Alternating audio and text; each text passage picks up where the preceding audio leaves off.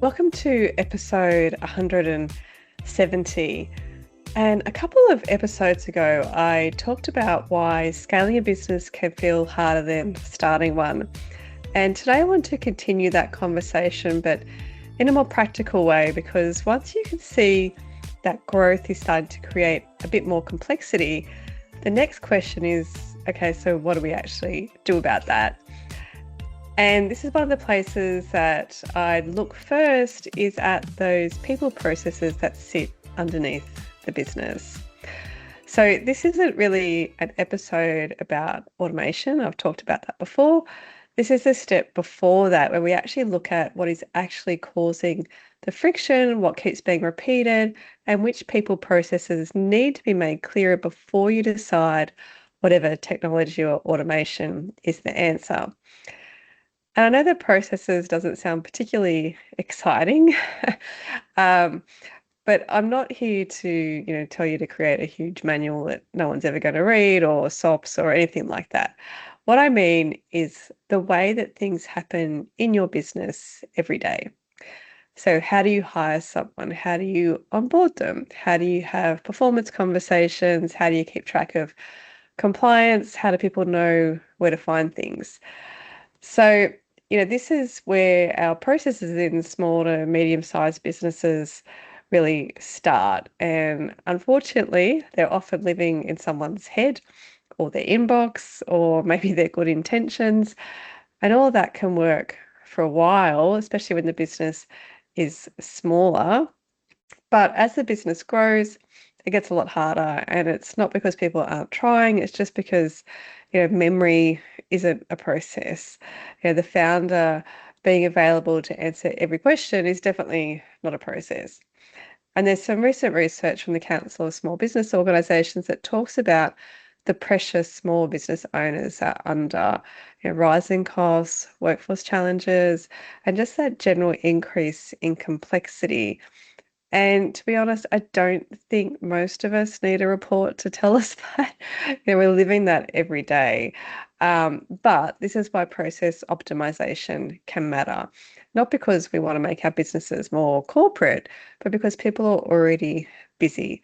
So the last thing we need to do is to keep fixing problems on an ad hoc basis when they could actually just be avoided in the first place. And the tricky thing about process issues is that they often show up in little ways. A new starter waiting a few days for system access, or one manager handling a people issue one way and another manager handling the same issue completely differently. Someone not being able to find a document, a compliance task, sitting in an inbox not being done. So, each of those things on their own, they're not disastrous, but when they keep happening, they create friction. And that friction is what makes growth feel harder than it needs to. So rather than trying to fix every process in the business, which could be overwhelming and probably really unnecessary, there are a few things that I would look at first. And the first is recruitment. I think that recruitment is a really good example of where businesses can be quite reactive. Because by the time they realize they need someone, everyone's already really busy, or someone resigns unexpectedly, or the business wins more work and the team's already stretched. So suddenly it becomes we need someone as quickly as possible. The job ad gets written really quickly, interview questions are just made up on the fly, different people looking for different things, and the decision becomes more of a gut feeling rather than a clear assessment of what you actually need. And sometimes that works out. A lot of the times it doesn't. And when it doesn't, it's really expensive in time, energy, and confidence because a poor hire doesn't just affect the person in the role, it affects the manager, the team, the clients, business owners, and the whole workplace culture. So when I am talking about optimizing recruitment processes, that means just slowing down enough at the beginning to be really clear and to think about what are we hiring? What does success look like? What skills are essential? What can we train? Who needs to be involved in the decision? And what questions are going to ask each candidate so that we're comparing people fairly? Because the more rushed and unclear the process, the more likely we are to hire based on urgency rather than fit. And we've all been in that situation. We all know why that happens. And we're short-staffed, we just want relief. But sometimes the fastest hire creates the biggest problems. So recruitment is one process I would definitely look at. The second is onboarding. And if you've listened to this podcast for a while, you know that I talk about onboarding quite a lot because it is one of those areas that's often underestimated. It's often done really poorly. And some people think of onboarding as the first day. Here's the team, here's your laptop, your login, here's where the bathroom is. And all of those things matter, but that's just an orientation. Onboarding is the process of helping someone become confident, connected, and productive in your business. It's how they learn what matters, what the standards are, who the clients are, what's the team culture, how do we work together, how are decisions made, what does good look like? And there's some research that suggests that structured onboarding can improve retention by more than 80%. Now, that's a huge number. But when you think about it, it makes a lot of sense. If you've ever started a job where someone said, "Oh, are you here? I didn't know you were coming." You remember what that feels like, and you remember it for years.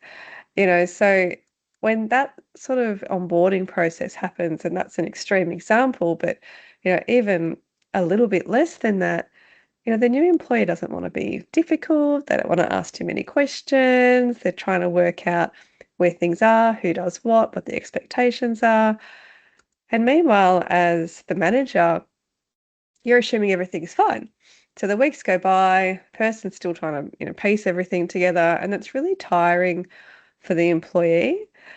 And over time becomes really tiring for the manager because they're thinking, why isn't this person up to speed yet?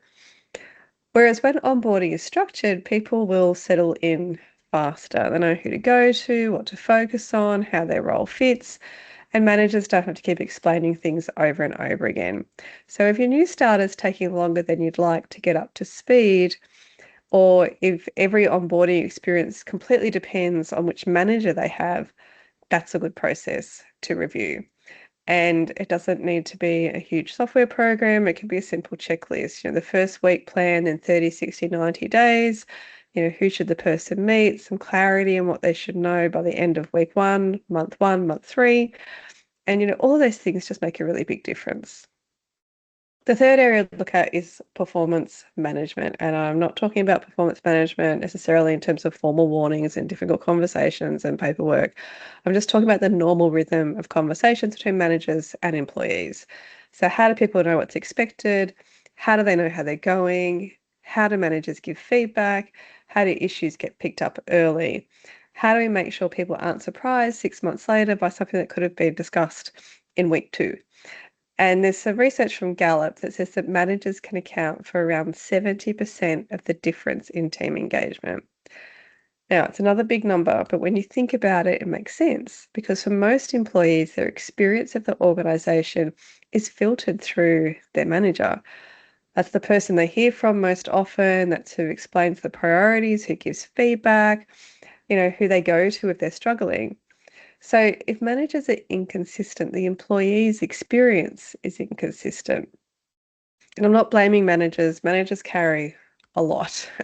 And managing people is not a lot of the time the easiest part of their job. They're often doing a lot of this without a lot of structure or a lot of training on how to manage people well. And there's some more Gallup research that says that manager engagement is dropping. So again, it's not surprising because managers can end up with a job that's much bigger than the job description ever said it would be. So if we want our managers to have better conversations, we need to make it easier for them. So, that's just things like saying, here's our guide on how we do one-on-ones, quarterly priorities, conversation templates. Could be training managers how to give feedback.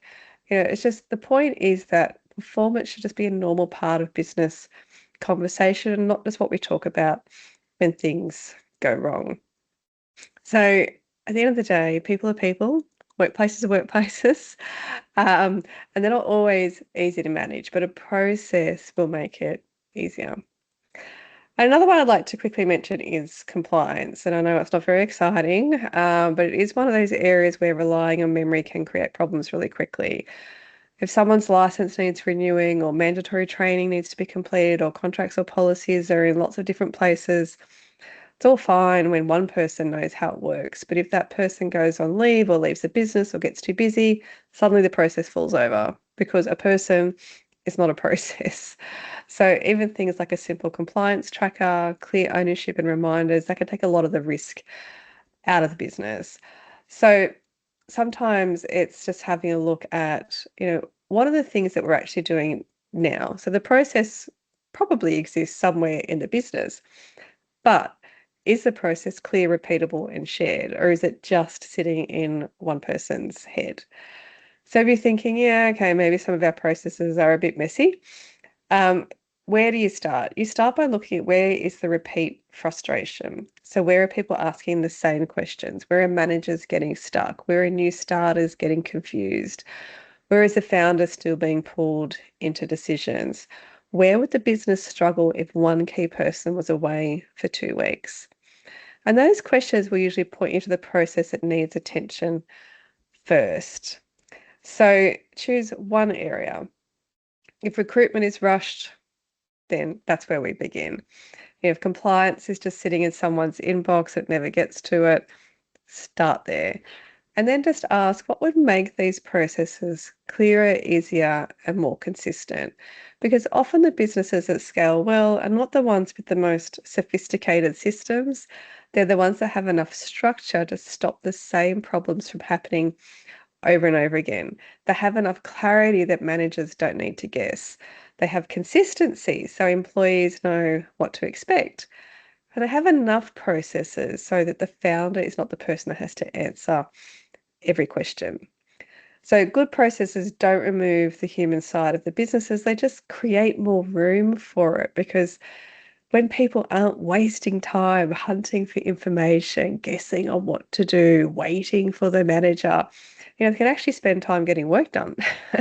Managers can spend more time coaching and supporting. New starters can settle in faster, and the organization becomes calmer. So my question for you this week is, what is one people process in your business that feels heavier than it should? And what is the one thing you could do to make that process clearer or more repeatable? Because process optimization in small business isn't about being corporate. It just means making the important things easier to do well. And that's what helps you to keep growing without everything becoming harder than it needs to be. And if you've received value from this episode, I would love it if you could leave a rating or a review on Apple Podcasts or Spotify so that other business owners can find this podcast to help with their business. Episodes released on Mondays, so click subscribe and you'll be notified of when that's available. Thanks so much for joining me. If you have any feedback, questions or ideas for future episodes, head on over to amplifyhr.com.au or connect with me on LinkedIn and we can start a conversation.